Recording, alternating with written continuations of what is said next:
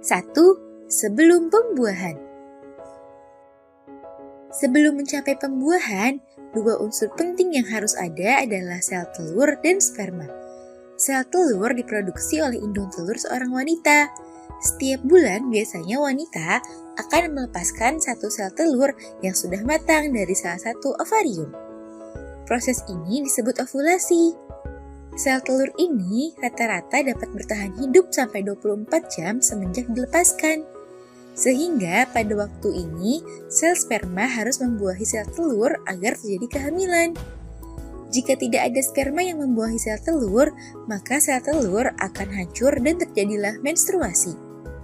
Ketika cairan sperma dikeluarkan atau pria mengalami ejakulasi, sperma yang mampu dilepaskan mencapai 40 juta. Ya, tubuh pria secara teratur memproduksi sperma sepanjang hidup mereka, sehingga ia dapat melepaskan sperma sebanyak itu.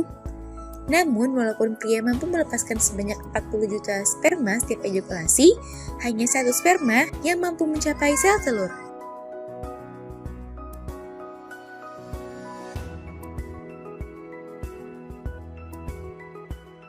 Dua, terjadinya pembuahan.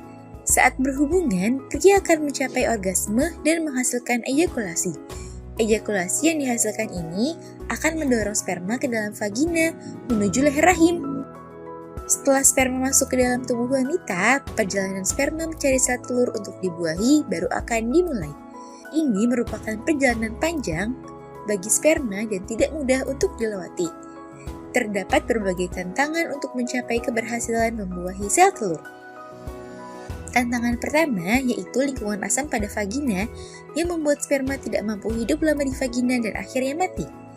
Tantangan kedua yaitu lendir serviks. Hanya sperma yang memiliki kemampuan berenang paling kuat yang dapat menembus lendir serviks ini. Setelah berhasil melewati jaring-jaring dari lendir serviks, sperma kemudian harus berenang sekitar 18 cm dari serviks menuju ke rahim, kemudian ke tuba falopi untuk mencapai sel telur. Perjalanan sperma belum selesai, walaupun sudah bertemu dengan sel telur. Satu telur mungkin bisa didekati oleh ratusan sperma, namun hanya sperma terkuat yang dapat menembus dinding luar sel telur. Ketika ada satu sperma yang mampu memasuki sel telur sampai inti sel telur, maka sel telur membentuk pertahanan diri sehingga mencegah sperma lainnya memasukinya.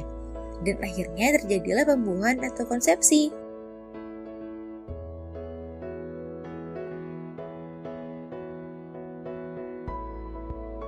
3. Setelah pembuahan. Setelah sperma masuk ke dalam sel telur, kemudian sel telur membentuk pertahanan diri, materi genetik antara sperma dan sel telur kemudian melakukan penggabungan. Nah, jenis kelamin bayi bunda ditentukan dari sini. Jika sperma yang berhasil membuahi sel telur membawa kromosom Y, maka bayi bunda akan berjenis kelamin laki-laki. Sedangkan jika sperma membawa kromosom X, maka bayi bunda akan berjenis kelamin perempuan. Sel-sel baru dengan jumlah sekitar 100 sel akan membentuk bundelan yang disebut dengan blastokista. Blastokista ini kemudian akan berjalan menuju rahim. Dapat memakan waktu sampai 3 hari atau lebih.